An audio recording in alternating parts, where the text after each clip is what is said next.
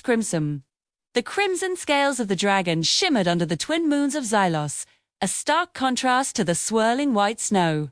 He was the last of his kind, a magnificent, lonely creature named Ignis.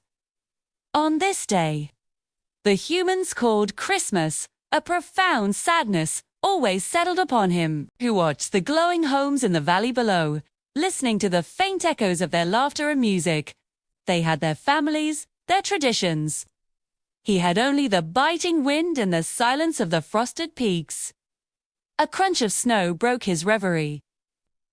A small figure, bundled in a worn, oversized parka, was trudging up the mountain path. It was a human boy named Leo, an orphan from the settlement's care home. Ignis had seen him before, a quiet child who often wandered the lower slopes, his eyes holding a similar loneliness. Leo stopped a few feet away, unafraid. "Hi, Ignis." The dragon rumbled a low, smoky greeting. "Hello, little one." "You are far from the warmth of your home," Leo shrugged, kicking at a drift of snow with a patched boot. "It's not really home. And it's Christmas." He looked up, his breath fogging in the cold air. "Mum said Santa forgot us again." Ignis tilted his massive head.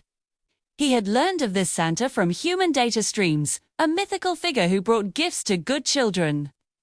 The boy's use of mum was a story in itself. The head matron at the orphanage, a kind but overworked woman, was the closest thing to a mother Leo had ever known. "Forgot you." Ignis's voice was a deep vibration.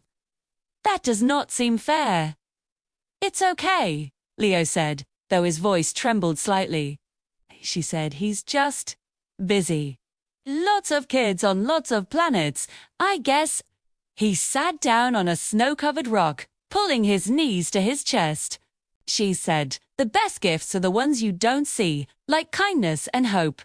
But it's hard to feel hopeful when you're cold." Ignis felt a strange stirring in his ancient heart. These small, fragile humans.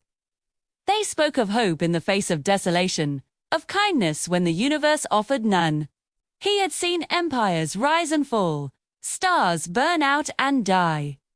He had seen countless species driven by greed and power. But humans, they held on to intangible things with a fierce, illogical tenacity. "Your matron is wise," Ignis rumbled, "or sometimes hope needs a little help to shine." Slowly, Ignis lowered his great head until his snout was level with the boy. A soft, warm light began to glow from within his chest, pulsing with gentle heat. Hugh opened his jaws, but instead of fire, a small, intricate object floated out on a cushion of warm air and landed softly in Leo's mittened hands. It was a perfect crystal, carved into the shape of a star. As Leo held it, it pulsed with the same warm, inner light as the dragon's heart, chasing away the chill in his fingers. Inside the crystal, tiny, holographic galaxies swirled and danced. Was beautiful, impossible. Leo's eyes widened in disbelief. For me, Santa may be busy," Ignis said, his voice softer than the falling snow. "But on this mountain, no one is forgotten." Leo looked from the glowing star to the colossal dragon. A real, genuine smile, bright and pure, finally broke across his face. He scrambled to his feet and, without a second's hesitation, wrapped his small arms as far as he could around the dragoness' warm snout in a hug. "Thank you, Ignis," he whispered. "This is the best gift ever." Ignis felt the small boy's embrace. He understood. The human strength wasn't in their technology or their empires. It was in this simple, profound act of connection. The ability to find a friend in a lonely dragon on a cold Christmas night. On that peak, under the light of 2 moons, a boy who had nothing gave the gift of companionship. And a dragon who had everything found the one thing he was missing: a friend.